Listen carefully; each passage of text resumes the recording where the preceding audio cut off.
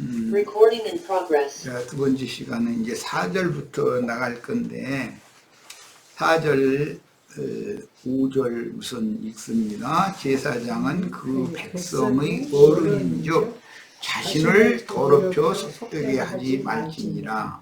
제사장들은 머리털을 깎아 대머리 같게 하지 말며 자기의 수염 양쪽을 깎지 말며 살을 베지 말고 6절까지 읽습니다. 그들의 하나님께 대하여 거룩하고 그들의 하나님의 이름을 욕되게 하지 말 것이며 그들은 여호와의 화제 곧 그들의 하나님의 음식을 드리는 자인즉 거룩할 것이라 그랬어요. 여기 하나님의 음식이라는 말은 참 중요하죠. 이건 다음 메시지에서 소상히 다룰 건데 좀 미리를 언급을 해놓고 들어가야 우리 지체들이 말씀을 이해하는 데 도움이 될 것 같아서 제사장의 친족의 경우와 백성의 경우가 있어요. 그런데 이것은 제사장의 친족의 경우는 예수님과 베다니 마을에 살던 나사로와 그 가족의 관계는 친족의 관계예요. 일단은 이렇게 문만 띄워드릴 거예요. 그리고 이제 그 제사장과 그 백성의 관계라는 것은 혈통적인 하나님의 백성들은 제사장과 친족 관계가 아닐 수도 있는 것이죠. 그러니까 친족 관계라는 것은 세리나 장기나 모든 죄인들이 영원한 제사장이신 예수님과 제자들의 친족 관계이다. 이렇게 이제 이 문제를 일단 잘 정리를 하셔야 돼요. 그래서 이제 영혼 세계에 가서는 이기는 자들은 친족 관계이고 영원한 백성은 백성이잖아요. 백성. 그러니까 우리는 신앙생활을 추구할 때 꼭 이긴 자이신 예수님을 동역하는 이기는 자들이 다 돼요. 그 신앙을 추구해야지 백성만 돼도 좋겠다는 신앙을 추구하지 말아라. 내가 이제 계속 강조했는데 이거 일단은 언급을 약간 해드리고 나가야 좀 이해가 쉬울 것 같아서 이거 언급을 미리 했습니다. 이건 이제 다음 집회 자료에서 소상하게 다룰 거예요.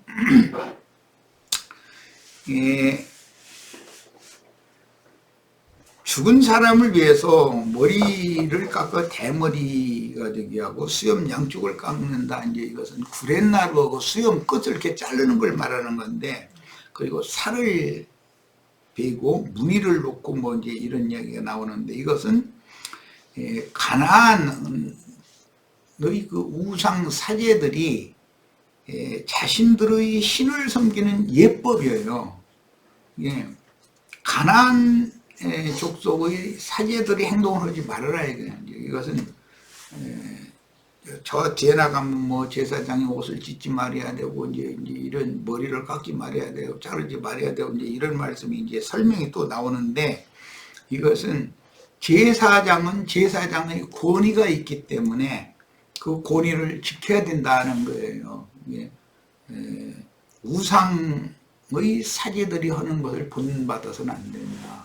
슬픔을 표시하는데 과도하게 이렇게 위선적인 그런 슬픔을 표시하고, 이제 심지어 그 히브리인들은 조상을 만난 그 당사자의 아들이나 딸이나 이 사람들은 막 상가에게 일이 여간 많아요. 분주하고. 그러니까 그 상청에서 손님이 오면 곡을 해야 되는데 곡할 짬도 없다 보니까 울어주는 사람을 돈 주고 사는 거예요. 그냥 전문으로 울러다니는 사람들이 또 히브리인들 조상 나면 너무 웃기는 얘기죠.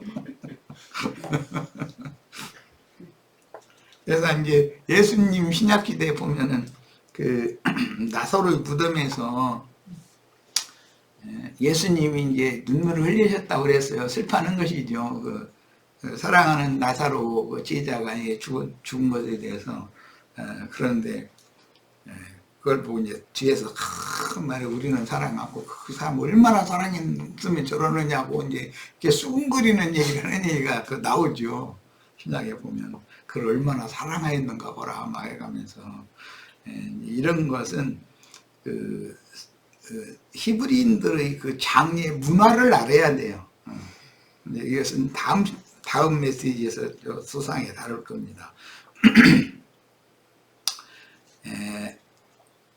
4절, 5절 이야기는 즉 제사장들은 머리털을 깎아 대머리 같게 하지 말고 뭐 수염을 자르지 말고 살을 베지 말고 이런 것들을 하지 말라고 그랬는데 이런 행동은 가나안 족속이 자기네들의 신들에게 절대 충성과 헌신을 다짐하는 그런 제의의 일종이었었어요. 자, 그 다음에 이제 그 6절에 제사장들이 그렇게 하지 말아야 되는 것은 왜 그러냐면 제사장은 하나님께 음식을 드리는 자이기 때문이다 라는 거예요. 하나님의 음식은 구속하신 영혼을 말하는 거죠. 뭐 이것은 내가 뭐 워낙에 강력하게 많이 가르쳐 놨기 때문에 다 이해하실 수 있을 거예요. 예수님이 누가복음 24장에 보면 제자들에게 부활의 날 찾아오셔가지고 여기 너희 중에 무슨 먹을 것이 없느냐, 그러니까 먹을 것을 두 가지를 드렸다고 돼 있죠.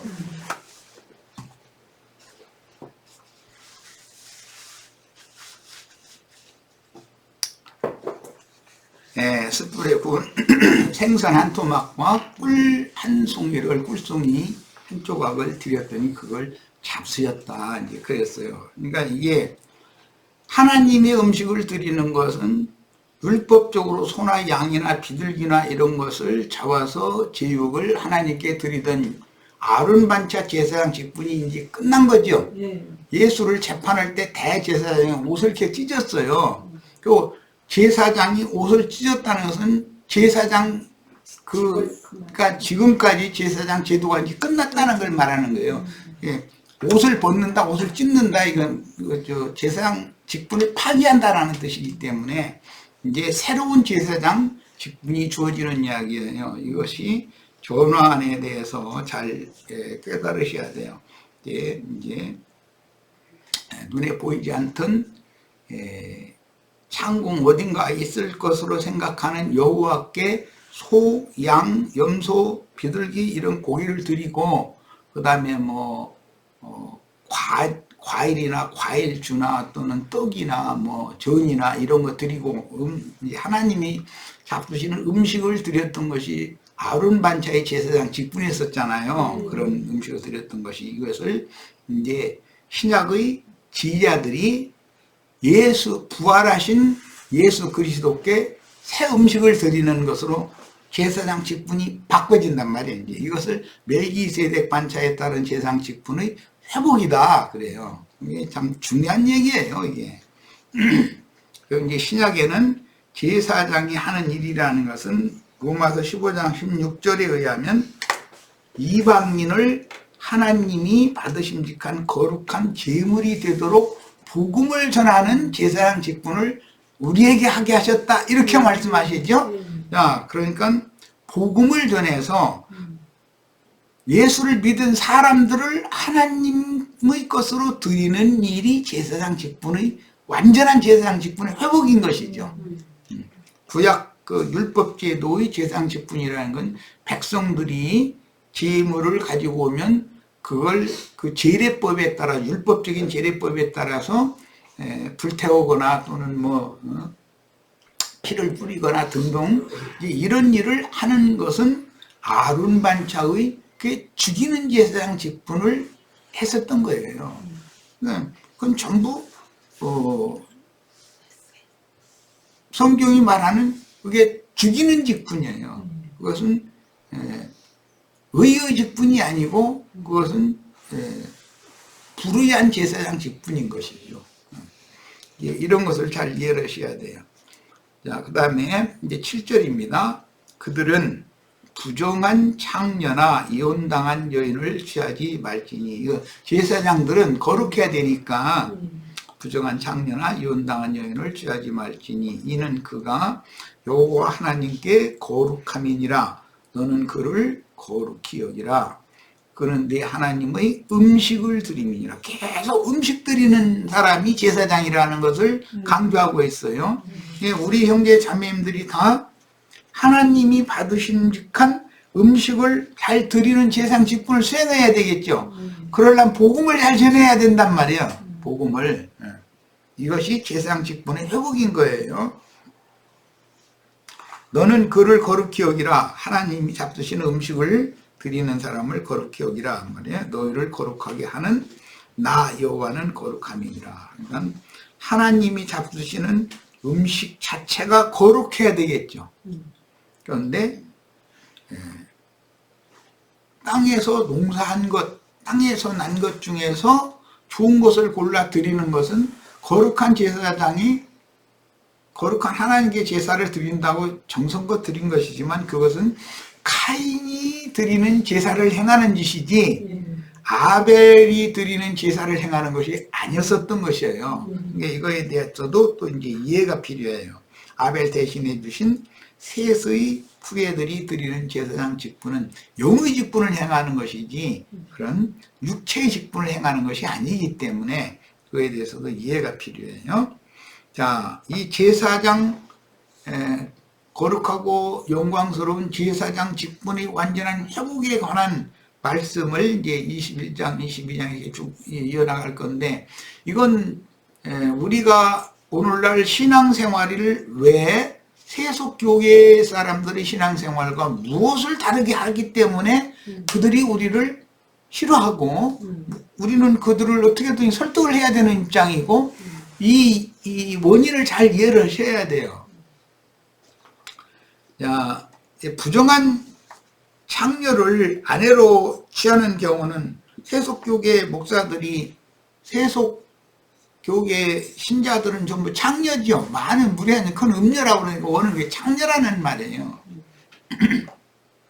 그러니까 땅의 왕족들, 짐승사제들 그들의 몸은 짐승의 몸은 많은 물을 외한된 큰 창녀다 이거예요. 세상 교회라고 하는 것은 부정한 창녀예요. 그러니까 제사장이 세상 교회 목회를 하면 안 되는 거죠. 그러니까 제사장이면 그 말이에요. 그리고 이혼당한 여자 뭐 똑같은 거예요. 예수를 잘 믿으면 하나님이 이혼 증서를 줘서 쫓아낼 리가 없죠. 예. 근데 이혼당한 여자라는 것은 그 남편 앞에서 부정한 행위를 했기 때문에 이혼 증서를 줘서 쫓아내는 거 이게 모세의 율법에 이제 정한 대로 그것이 수리아나 바벨론의 그 이스라엘 12지파를 쫓아낸 건데 그것은 나중에 출교법이라고 그래가지고 출애시킨다 그러죠. 이스라엘 종회에서 이스라엘 백성 중에서 끊어내는 거. 그런 사람들을 그리스도의 것으로 드리려면 이혼당한 세상교회의 신자들을 그리스도인이라고 이렇게 인정해주면 안 되는 거죠, 말하자면. 이혼당한 여인을 제사장으로 취하면 안 된다고 되어 있어요. 자, 이는 그가 여호와 하나님께 거룩함이니라. 너는 그를 거룩히 여기라. 제사장은 거룩해야 된다는 거예요. 그는 내 하나님의 음식을 드림이니라. 너는 그를 거룩히 여기라. 하나님이 잡수시는 음식은 숯불에 구운 생선 또는 꿀송이 이랬는데 그 구운 생선이나 꿀송이라고 하는 것은 하나님의 말씀을 꿀송이같이 단말씀으로 받아들여서 자기 자신이 하나님을 위한 제물로 자기 자신이 숯불에 이제 구워져야 되는 이야기인데 이거 숯불에 굽는 이야기는 제사법에서 제단 아래의 불로 제사를 하면은 죽임당하잖아요. 제단 위에 불이라는 건 숯불이에요. 거기에 나 자신이 제물로 구워져야 되는 것이죠. 이것이 주님이 이 생에서 지휘자들에게 가르쳐 주신 말씀이 실현되는 거예요. 그래서 우리 형제 자매들 자신이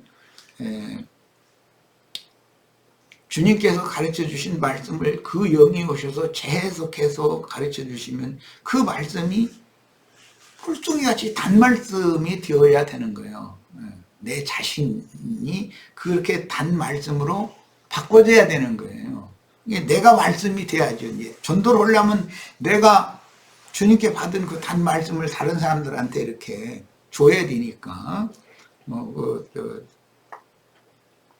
받아서 먹을 때 입에서는 다나 배에서는 쓰게 된다 이제 이렇게 표현이 됐는데, 그것은 이제 그런 경험이 필요하다는 것이죠. 말씀 육신이 되는 과정이 그런 소화되어지고 경험되어진 말씀으로 다시 예언을 하는 것이 멜기세덱 반차를 회복하는 제사장 직분을 잘 수행하는 거예요.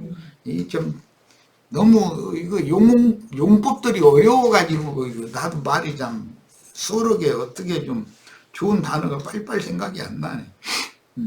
자, 아론 반차 율법의 변혁과 정결한 처녀교회의 이상을 보는 게 필요한데, 본남편 야훼께 버림을 당한 이스라엘은 정숙하지 못한 여자로서 구약 성경에는 선지자 호세아의 아내 고멜로 예시가 되어졌죠. 쫓겨나는 거예요. 근데 이혼 증서라는 건 율법 말씀을 말하는 거예요. 그런데 이혼당했던 여자가 회개하고 돌이켜서 본 남편에게 돌아오는 때가 있어요. 이제 바벨론 포로에서 돌아오는 때인데, 그때 그게 진심으로 회개하고 돌이켰으면 그 남편은 그 아내가 회복되어져 다시 돌아오기를 기다리고 있었던 것이죠. 이것이 예수님께서 세리와 장기와 모든 죄인들을 회개시켜서 주님께로 돌아오게 하게 하려고 그렇게 유대교의 율법 제도에 의해서 버림받고 진영 밖으로 쫓겨남을 당한 상태로 서름당해가면서 살게 했었던 거예요. 근데 예수님이 오시면 그들을 회개하고 돌이키면 그들을 이제 신부로 취하는 얘기를 하는 것이 신약 복음이에요. 우리 식재들은 이제 이런 그 경륜의 과정을 이해를 잘 하시길 바랍니다. 자, 9절 어떤 제사장의 딸이든지 행음하여 자신을 속되게 하면 그의 아버지를 속되게 함이니 그를 불사를 지니라. 성경에는 이제 형벌을 내리는데 돌로 쳐서 죽이는 형벌도 있고 백성 중에서 끊어내는 형벌도 있고 불사르는 형벌도 있고 그러는데, 불사르는 형벌은 최후의 형벌이에요. 그것은 영원한 불못에 던져 넣는 상태를 상징하는 것이에요. 제사장의 딸이 행만다는 뜻은 전도받은 신자들이 재물과 하나님을 겸하여 섬긴다는 뜻으로서 그게 음행하는 것이죠. 그 야고보서에 보면 음행하는 여자들라 세상과 세상에 있는 것들을 사랑하는 것이 하나님께는 행음하는 것인 줄도 이거 알지 못하느냐 이랬어요. 그러니까 재물과 하나님을 겸하여 섬기는, 이제 세상신은 재물로 대표가 되기 때문에 겸하여 섬기는 그런 사람들은 정결하지 않다고 보는 거예요. 하나님께서 보실 때는 그 영혼이 항상 땅의 것이 항상 묻어서 있는 것이죠. 그러면 하나님은 거룩한 사람이라고 보지 않는 거예요. 그러니까 재물 관리를 어떻게 하는 걸 보면은 그 사람의 영혼이 얼마나 깨끗한지를 알 수 있는 것이죠. 목회자를 가늠하는 것도 재물 관리를 하는 걸 보면 목회자 그 사람이 하나님 앞에 얼마나 그 신앙 양심이 청결하고 거룩한지 깨끗한 사람인지 속되고 뭔가 세상적인 거 절반쯤에다가 하나님에 속한 거 절반쯤에다가 이런 거 추구하려고 하는 사람이 이런 게 다 보이잖아요. 그거는 다 알 수 있죠. 그 전에 내가 사울 왕가의 그 종이었던 사람이 시바였었던 처음에는 요나단의 아들 무비보셋에게 네 주인 여기가 저 아들이 살아있으니 아들한테 네가 지금 그 여태까지 누렸다면 그거 다 줘. 이제 원래대로 무비보셋에 줬다가 또 나중에 야 반반씩 가졌던 그래 그래가지고 그 일곱 헷갈리죠. 그런데 무비보셋은 그 땅의 기업은 나에게 무슨 소용이 있느냐고, 난 왕의 상에서 왕자 중에 하나로 이렇게 우리가 다 왕자와 같이 왕의 상에 앉아서 이렇게 꿀같이 단 말씀을 산의 진미를 벗고 있는데 무슨 뭐 땅에 그런 기업이 더 이상 필요하냐고 그 사람 다 갖게 주어버리라고 이제 그랬어요. 그걸 보면 머비보셋이라는 사람의 그 심령이 얼마나 깨끗한 사람인가를 알 수 있겠네요. 반이라도 좀 나한테 주시지 마. 이제 이렇게 하는 사람이 아니었다는 거죠.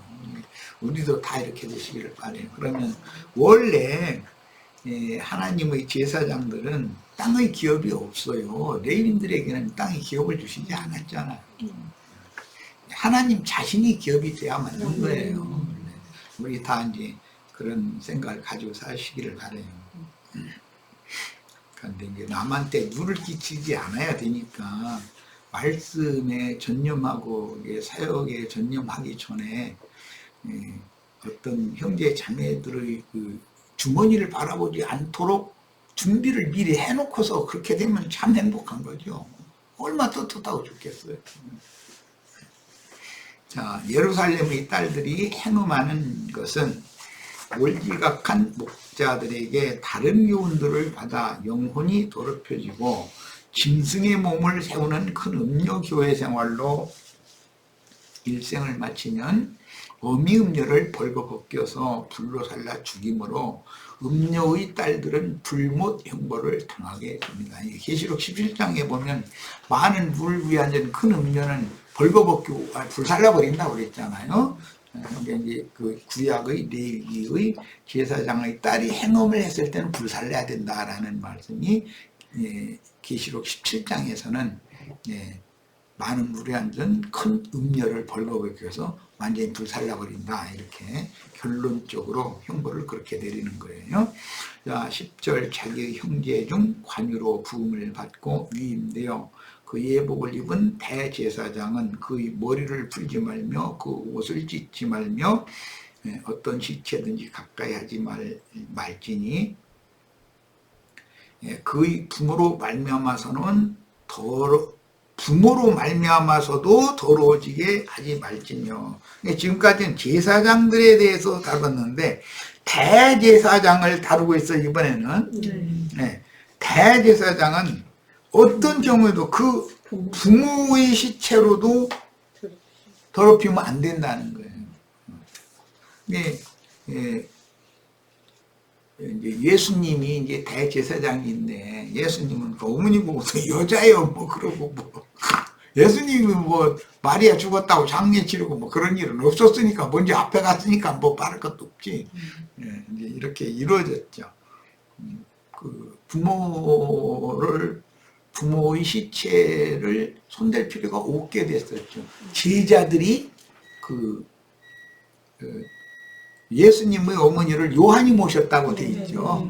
결국은 이제 요한은 제사장이지 대제사장은 아니니까 예수의 그 부모의 그 시체를 수습을 했다는 걸 알 수가 있는 것이죠. 자, 대사제가 직계 부모나 권속의 죽음을 애도하려고 머리를 풀면 영광의 관을 쓸 수가 없다. 관을 쓰려면 머리를 이렇게 틀어서 올리고 거기에 이렇게 딱 맞게 씌워야 되는데 머리를 풀어버리면 관을 쓸 수가 없죠. 대제사장은 관을 써야 되잖아요. 그리고 전면에는 그 여호와께 성결이랑 성결패가 붙은 관을 써야 되는데 관을 벗는다라는 뜻은 그 하나님이 주신 영광스러운 직분을 벗어버린다라는 뜻이기 때문에 그렇게 하면 안 된다는 것이죠. 그래서 대사제 자체가 죄인이 되면 그 백성을 하나님의 영광 앞으로 인도할 수가 없습니다. 그 다음에 그러니까 예수님은 관을 절대로 벗는 일이 없다는 것을 알 수가 있는 거죠. 그 다음에 대사제의 옷은 아름답고 영화로운 몸으로 하나님의 영광을 수호하는 직분자라는 천국의 관복이므로 놀람이나 슬픔을 표현하려고 옷을 찢는 행위. 대제사장이 옷을 찢는다는 것은 대제사장 직분의 파기를 의미하는 거예요. 그래서 이제 그런 행위는 영광스러운 직분의 파기를 의미하는데 예수님을 신문하던 대사제 가야바는 옷을 찢어서 스스로 율법에 의한 대사제 직분이 끝났음을 공포했어요. 마태복음 26장에 나오는 말이죠. 그런데 예수님의 겉옷과 속옷은 그 군병들이 제비 뽑아서 나눠 가졌다고 되어 있죠. 그런데 통으로 짠 속옷, 그 긴 옷은 그건 찢지 않는다고 되어 있어요. 그건 찢으면 안 되는 것이죠. 대제사장은 옷이기 때문에. 그래서 그건 찢지 않고 그 제비 뽑힌 사람이 통으로 갖는 거예요. 이제 그렇게 되어 있어요. 시체로 인하여 부정하게 되는 것은 거룩한 대사제의 직분을 더럽히는 짓이므로 부모 시체라도 가까이 할 수 없었는데 대사제의 부모는 율법 말씀의 하나님과 이스라엘을 상징함으로 대표하는 거죠. 대사제가 모든 죄인들 전체를 대표하는 사람이 대사제잖아요. 율법과 선지자의 때는 끝나고 구속받은 영혼들로 세운 교회를 통해서 그리스도의 새 시대가 임할 것임을 암시한다. 율법 대제사장 가야바가 사제복을 찢었다는 것은 이제 율법 시대는 끝났고 예수 그리스도로 말미암는 성령께서 사제들을 제사장들을 새로 세워서 파송하는 새 시대가 온다라는 것을 암시한 것이죠. 12절 그 성소에서 나오지 말며, 이건 참 굉장히 어려운 말인데, 그의 하나님의 성소를 속되게 하지 말라. 대제사장은 성소에 늘 갇혀 있어야 되는 이야기예요. 말하자면 문자대로 하자면은, 이는 하나님께서 성별하신 관과 그 위에 있음이니라. 나는 여호와니라 그랬어요. 성소 거룩한 처소라는 건 이제 성막이고 또 성전인데, 거기에서 밖으로 나오면 안 된다 그랬어요. 그러면 이 말씀과 여섯 성읍의 대제사장이 순회하면서 재판을 하게 돼 있죠.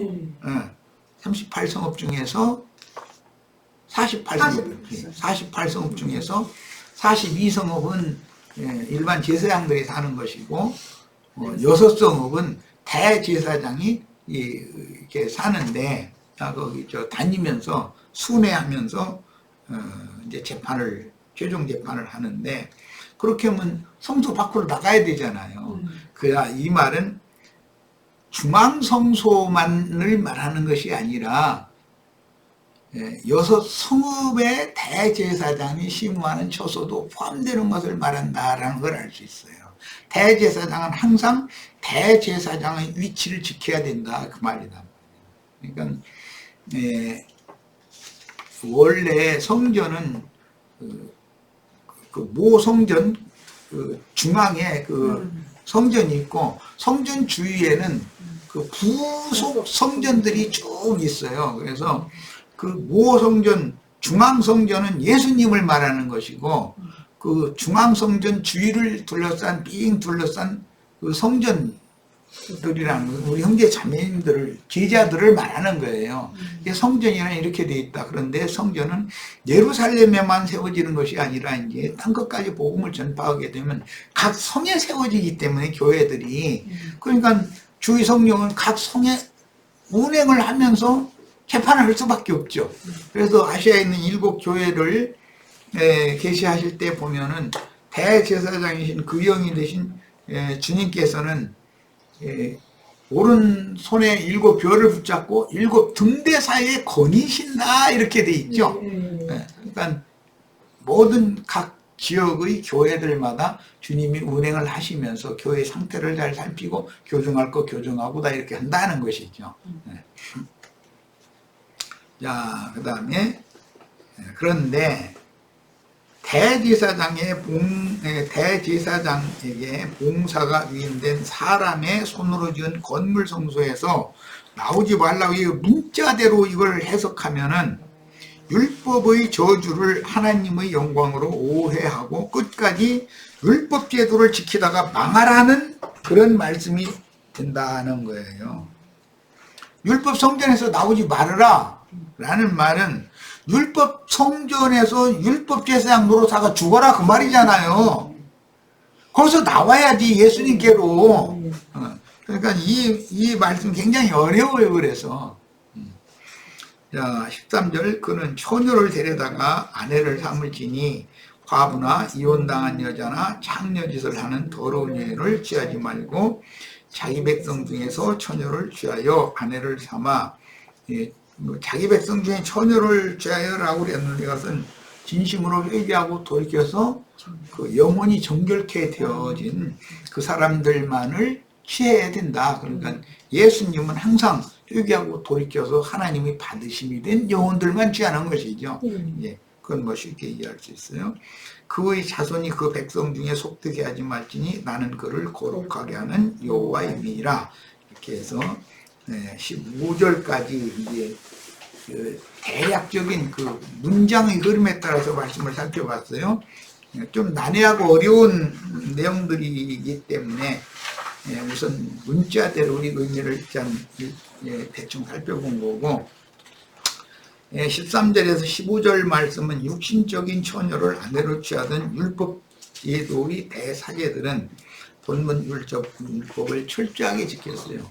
유대교 제사장들이 무슨 창녀나 과부나 이런 사람들을 일반 백성 중에서 아내로 취하고 이런 경우는 거의 없어요.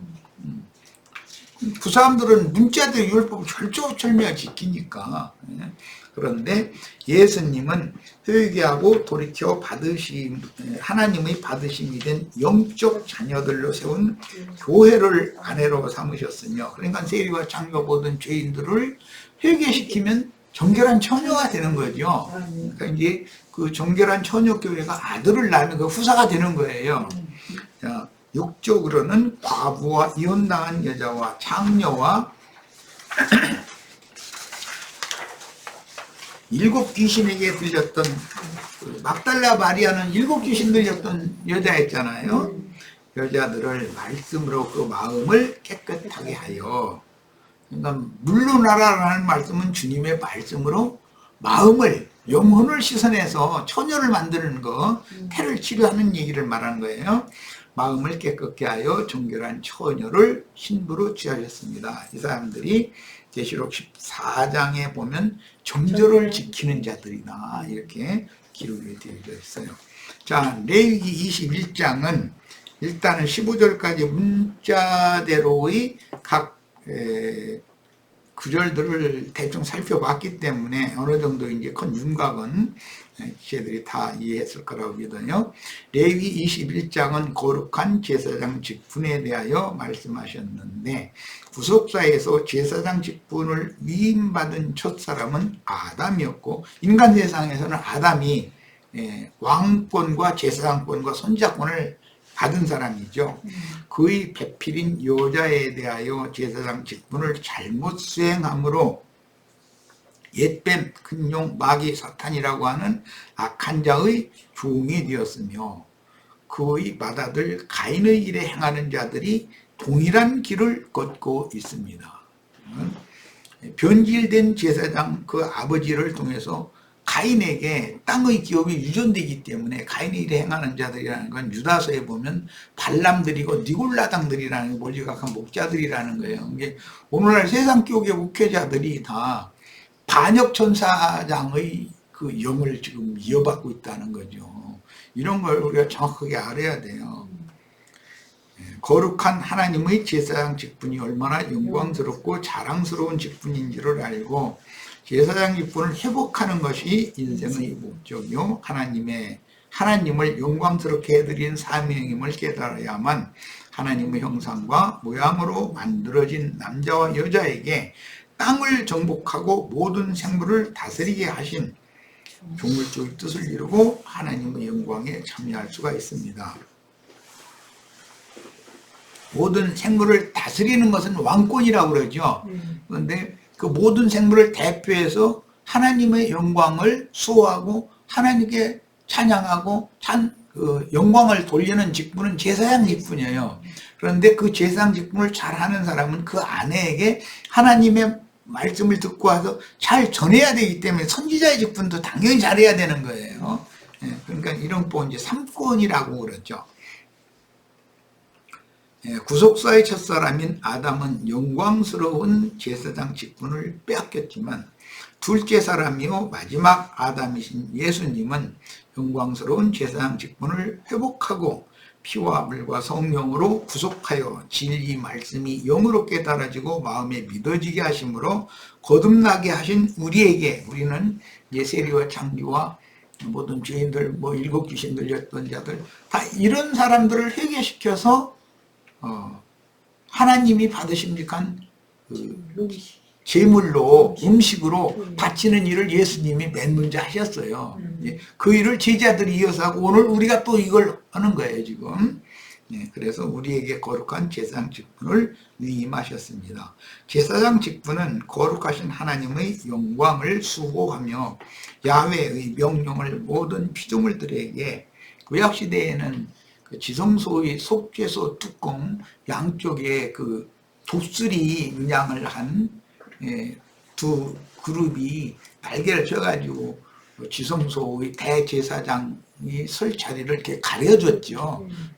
대제사장 육신이고 하나님은 거룩한 신이니까 거룩한 신 앞에 육체로 나가면 그건 죽여야 돼, 죽임을 당해야 되기 때문에 육체로 하나님의 영광이 나갈 수 없으니까 가려졌었던 거예요. 그러나 하나님의 말씀을 받아서 백성들에게 대언을 또 해야 되는 일이니까, 그래서 그 두 그룹 사이에서 하나님의 음성을 들려주시면 그게 이제 성음을 듣는다, 기독교에 이렇게 표현하던데, 그 거룩한 말씀, 그 말씀을 들으면 들은 말씀을 가지고 백성에서 제사를 끝나기를 기다리는 백성들에게나 손을 들어서 축도를 해주고, 오늘 하나님께서 너희들에게 이렇게 이런 축복의 말씀을 주셨다, 이렇게 해서 제사가 끝나는 것이거든요. 그게 대속죄일 제사는 그렇게 하는 거예요.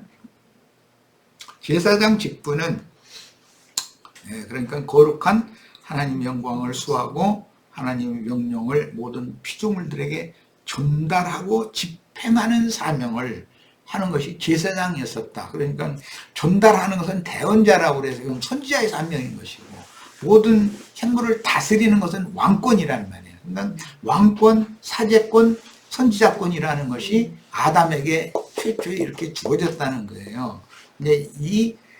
그런데 아담이 제사장권을 마귀로 말미암아 반역천사장으로 말미암아 더럽혔기 때문에 예수님이 오셔서 이것을 회복한 얘기가 신약성경 이야기다라는 것이죠. 조물주께서 자기에게 맡긴 모든 피조물을 다스려서 조물주를 경외하도록 인도하는 중책인 왕의 직무를 수행하며 함께 야훼를 경배하도록 사제 직분을 수행하는 제사장 직무를 이제부터 영원까지 충성스럽게 수행해야 했던 것입니다. 그래서 유대교 지도자들에게서 그 권세를 권위를 빼앗아 가지고 주님의 지지자들에게 그 권위를 맡기는 거죠. 그래가지고 그 지지자들을 땅끝까지 나가서 제사장 직무를 잘 하라고 파송한 이야기가 이제 마태복음 28장의 끝부분에 나오고, 그 다음부터 그 지지자들이 나가서 제사장 직분을 수행하는 얘기가 사도행전 이후에 서신서 이야기로 갖고 오늘 계시록까지 이어지고 있는 거예요. 성경의 흐름 전체를 이해하시길 바라요. 그런데 자신에게 맡긴 모든 피조물을 창조하고 지어서 자신들에게 위임하신 조물주의 뜻을 배반하고 창조물이 이 생에서 땅의 복을 준다고 여기는 다른 신, 곧 이 세상 신 마귀의 사자를 상징하는 뱀의 다른 교훈을 받아들여 선악을 알게 하는 남실과를 따먹은 아내의 말에 속아서 유일하신 참 하나님은 자신의 조물주를 배반하고, 하나님을 배반하는, 하나님의 말씀을 배반하는 걸 말하는 거예요. 엄히 금하신 계율을 최초로 범한 사람이 아담이었었죠. 금령의 나무 열매를 따서 먹고 나니 자신들이 벌거벗은 모습이 허물과 흠투성이로 보였고 자신들에게 위임하신 모든 생물이 보기에 좋지 못하니 조물주 하나님의 말씀은 간데없고 뱀의 참소를 받아들이도록 보였으니 이게 참 놀라운 일이죠. 선악을 알게 하는 나무 실과를 따먹으면 하나님이 보시기에는 좋았는데 갑자기 안 좋게 보여버려요. 흠잡고 이게 정지하고 참수하고 할 거리만 보이는 거예요. 이게 참 너무 놀라운 일이죠.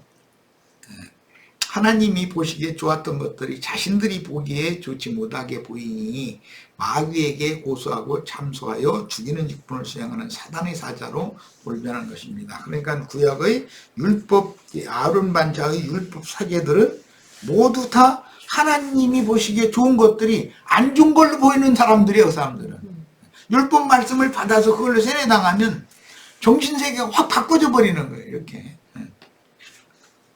이제 그래서 대적자으로 서게 되죠. 자, 고린도 후서 3장 6절로 9절을 인용을 했는데, 이거 읽고, 여기 부분까지만 하겠습니다. 그가 또한 우리를 새 언약의 일꾼 되기에 만족하게 하셨으니, 율법 조문으로 하지 아니하고, 오직 영으로 함이니, 그러니까 그 영이 되신 주님이 제자들에게 새 언약의 일꾼을 삼았다 하는 거예요. 이게 처음 언약은 그 아론 반차의 율법 제사장들, 레위 지파 사람들에게 줬었던 것이죠. 그들에게서 그 제사장, 왕, 선지자의 권위를 빼앗아 가지고 제자들에게 지금 주신 얘기를 한 거예요. 율법 조문으로 하지 아니하고 오직 영으로 함이니, 이게 중요한 이야기예요. 율법 조문은 죽이는 것이요 영은 살리는 것이다. 돌에 써서 새긴 죽게 하는 율법 조문의 직분도 영광이 있어 이스라엘 자손들은 모세의 얼굴의 없어질 영광 때문에 그 얼굴을 주목하지 못하였거든. 하물며 영의 직분은, 의문의 직분 얘기가 나왔고 영의 직분 얘기가 나왔죠. 네. 영의 직분은 더욱 영광이 있지 아니하겠느냐. 정죄의 직분도, 의문의 율법 조문의 직분이라는 건 정죄의 직분이죠. 영광이 있음즉 영의 직분은 의의 직분이에요. 그래서 의의 직분 영광이 더욱 넘치리라 그랬어요. 정죄의 직분, 아론 반차의 율법 사제의 직분이라는 것은 땅의 영광이었었지만 그건 썩어질 영광이죠. 없어질 영광이고, 그러나 영의 직분, 의의 직분의 영광은 영원한 영광의 직분이란 말이야. 그러니까 이제 이런 차이를 잘 이해하시는 게 필요해요. 율법 조문의 사제 직분은 정죄하는 직분이고, 영의 직분은 의의 직분입니다. 자, 그 아비의 땅에 속한 유업을 상속한 가인의 길에, 가인이 그 아버지에게 저주가 임했고, 아버지가 그 개가는 땅이 저주받은 땅이잖아요. 그 저주를 가인이 유업으로 받았죠. 그런데 가인의 동생인 아벨은 자기가 장자권이 없으니까 아버지한테 유업을 얻지 못하고 자기 객지에 나가서 자기가 자기 그 삶을 이렇게 개척을 해 나갔는데, 벌판에서 그 목축자로 살았다는 거예요. 그런데 하나님은 목축자인 아벨이 드린 양의 젖새끼와 그 기름을 받으시고 땅의 소산 중에 제일 좋은 걸 드렸는데 가인의 제사는 받지 않으셨다. 이제 이것이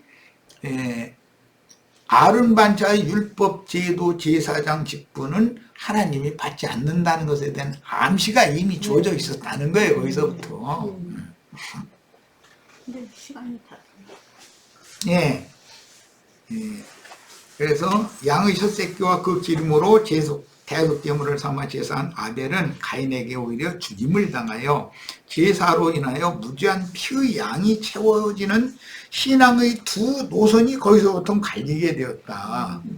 그러니까 무지한 피를 흘림을 당하는 사람은 아벨 대신해 주신 셋의 후예들의 제사장들은 아담, 가인의 길에 행하는 자들에 의해서 피 흘림을 당해서 피의 양이 계속 채워지다가 예수님 때 마지막 피의 양을 마무리를 딱 채우고 나면은 성전 제사법에는 성막 마당의 번제단 아래에는 핏그릇이 있어요. 큰 그릇이.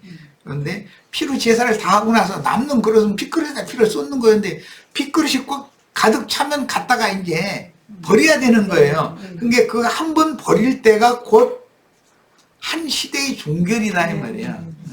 예수님을 통해서 피의 양이 한번 딱 채워지면 율법과 선지자의 때가 종결되고 이제는 그 영의 새 시대가 오는 거예요. 영의 새 시대에도 또 피그릇이 피가 또 차야 돼 또. 그 이제 오늘 우리를 통해서 이게 마무리 채울 수 있는 문제죠. 자, 이런 문제는 이제 다음 시간에 다루도록 하겠습니다. 자, 오늘 집회 모두 마칩니다. 오늘 말씀드린 상당히 난해하고 다룰 것이 많기 때문에 좀 산만한 것 같아요. 그러나 잘 정신 들여서 잘 암기하시기 바랍니다.